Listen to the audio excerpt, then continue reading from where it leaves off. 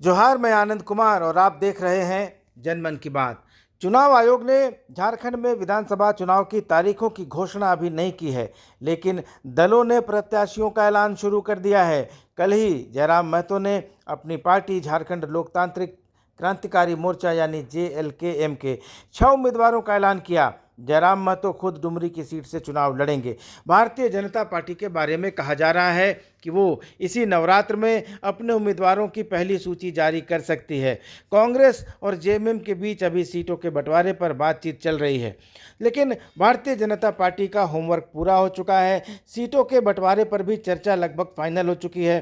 तो ये कहा जा रहा है कि जल्द ही सीटों के बंटवारे की भी घोषणा होगी और बीजेपी की पहली सूची भी सामने आ जाएगी। लेकिन इस बार ये चर्चा है कि भारतीय जनता पार्टी के कुछ नेता अपनी परंपरागत सीट बदलना चाहते हैं, और अगर वे ऐसा करते हैं तो कई दूसरे नेताओं की लॉटरी निकल सकती है। और ख़ास करके दूसरे दलों से कुछ नेताओं के नामों की चर्चा है जो भारतीय जनता पार्टी के उम्मीदवार बन सकते हैं उन सीटों पर जहां से पुराने विधायक सीट बदलने की फिराक में हैं। इन सीटों में सबसे पहला नाम हटिया की विधानसभा सीट का है, जहां से फिलहाल नवीन जायसवाल विधायक हैं। नवीन जायसवाल के बारे में कहा जा रहा है कि वे रांची की विधानसभा सीट से चुनाव लड़ना चाहते हैं, क्योंकि हटिया उन्हें सुरक्षित नहीं लग रही है। तो अगर नवीन जायसवाल रांची विधानसभा सीट से चुनाव लड़ते हैं तो वहां से 6 बार के विधायक CP सिंह का टिकट कटना तय हो जाएगा, क्योंकि CP सिंह लगातार 6 बार से विधायक हैं, लेकिन पिछला चुनाव वे काफ़ी कम अंतर से जीत पाए थे और लगातार 6 बार से विधायक भी हैं। तो हो सकता है कि इस बार पार्टी उनको बदल दे। हालांकि CP सिंह चाहते हैं कि उनको टिकट मिले और वे चुनाव लड़ें, लेकिन देखना है कि अब नवीन जायसवाल वहां से टिकट लेने में कामयाब होते हैं या CP सिंह को एक बार फिर टिकट मिलता है। लेकिन दिलचस्प बात यह है कि अगर नवीन जायसवाल रांची से टिकट लेने में कामयाब हो जाते हैं तो हटिया से भाजपा का प्रत्याशी कौन होगा। दोस्तों, एक नाम की बड़ी चर्चा चल रही है। ये नाम है रांची के पूर्व डिप्टी मेयर और कांग्रेस के प्रत्याशी रह चुके अजय नाथ शाहदेव का।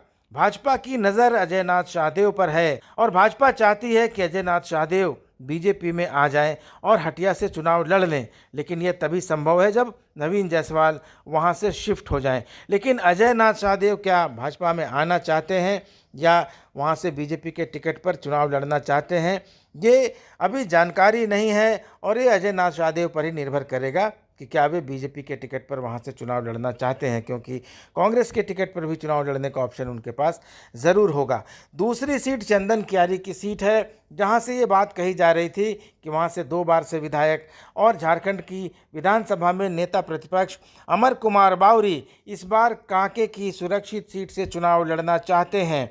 चंदन कियारी सीट पर आजसू का दावा था, लेकिन जो खबरें आ रही हैं उसके हिसाब से चंदन कियारी की सीट भारतीय जनता पार्टी अपने पास रखेगी।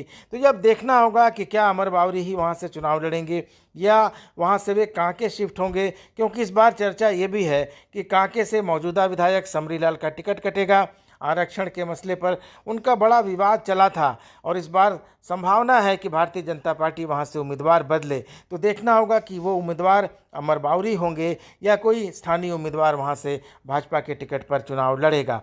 तीसरी सीट दोस्तों बाघमारा की सीट है, जहां से भारतीय जनता पार्टी के विधायक चुने गए ढुल्लू महतो अब 2024 में धनबाद के लोकसभा सांसद बन चुके हैं। फिलहाल वो सीट खाली है और चर्चा है कि वहां से कांग्रेस के पूर्व कार्यकारी अध्यक्ष जलेश्वर महतो, जो कि झारखंड में पूर्व मंत्री भी रह चुके हैं, उन पर भारतीय जनता पार्टी की नज़र है। लेकिन वहां भी वही मसला है कि क्या जलेश्वर महतो भाजपा में आकर बीजेपी के टिकट पर चुनाव लड़ना चाहेंगे या फिर वे कांग्रेस में ही रहेंगे और कांग्रेस के टिकट पर चुनाव वहां से लड़ेंगे।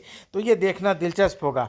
अगली सीट है जमशेदपुर की सीट। जमशेदपुर में 2 सीटें हैं, पूर्वी और पश्चिमी, लेकिन अगर नवीन जायसवाल को रांची शिफ्ट किया जाता है तो CP सिंह का टिकट कटेगा, जो कि सवर्ण हैं, राजपूत जाति से आते हैं। और जमशेदपुर में इस तरह से सरयू राय पहले से राजपूत जाति के हैं और वे जनता दल यूनाइटेड के प्रत्याशी होंगे।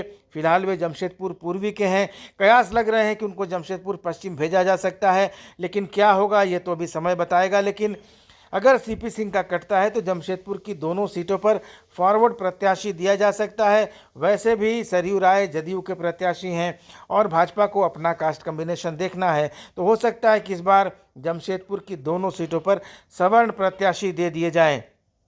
दोस्तों, अगली सीट है खिजरी की सीट। चर्चा है कि अर्जुन मुंडा को वहां से चुनाव लड़ाया जा सकता है। अर्जुन मुंडा खरसावां से 4 बार विधायक रह चुके हैं, लेकिन इस बार चर्चा है कि उनको खिजरी से चुनाव मैदान में उतारा जा सकता है। लेकिन उनके पास खरसावां और पोटका का भी ऑप्शन है। लेकिन एक बड़ा सवाल यह है कि क्या अर्जुन मुंडा खुद विधानसभा का चुनाव लड़ना चाहते हैं या फिर अपनी पत्नी मीरा मुंडा को चुनाव लड़ाना चाहेंगे, क्योंकि अर्जुन मुंडा 3 बार झारखंड के मुख्यमंत्री रह चुके हैं, केंद्र की सरकार में मंत्री रह चुके हैं। तो ऐसे में विधायक बनने के बाद भी वे मंत्री का पद लेंगे नहीं, तो आखिर विधायक बन के उनकी क्या उपयोगिता रहेगी। तो इन सब बातों को देखते हुए अर्जुन मुंडा को ये तय करना होगा कि वे चुनाव लड़ेंगे या अपनी पत्नी को लड़ाएंगे। तो दोस्तों, इन सीटों के बारे में ये कहा जा रहा है कि यहाँ भाजपा उम्मीदवार बदल सकती है और यहाँ के विधायक दूसरी और सुरक्षित सीटों की तलाश में हैं। इस बारे में आप क्या सोचते हैं? अपनी प्रतिक्रिया ज़रूर दीजिएगा। चैनल को सब्सक्राइब ज़रूर कर लीजिएगा। अगले वीडियो में मिलेंगे, तब तक इजाज़त दीजिए। धन्यवाद। नमस्कार।